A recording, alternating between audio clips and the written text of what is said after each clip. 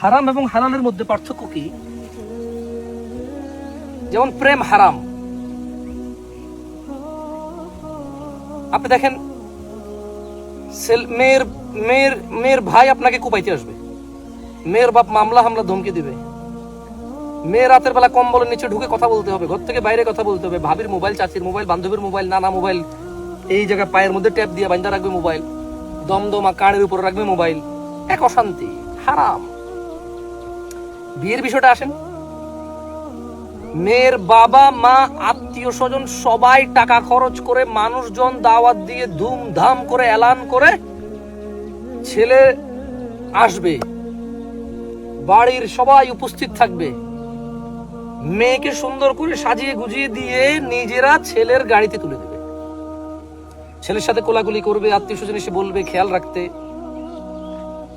ছেলের মা এবং বাবা আগে থেকেই তাদের বাড়ি তাদের সামর্থ্য অনুযায়ী ঘর দুয়ার সাজিয়ে রাখবে, তাদের থাকার প্রাইভেসি নিশ্চিত করবে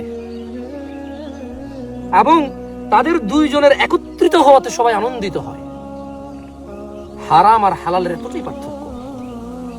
হারাম পৃথিবীতে যদি এত ডিফিকাল্ট হয়, তাহলে আখিরাতে কিয়ামতে এর কি ভয়াবহ শাস্তি থাকতে পারে কল্পনা করে দেখুন।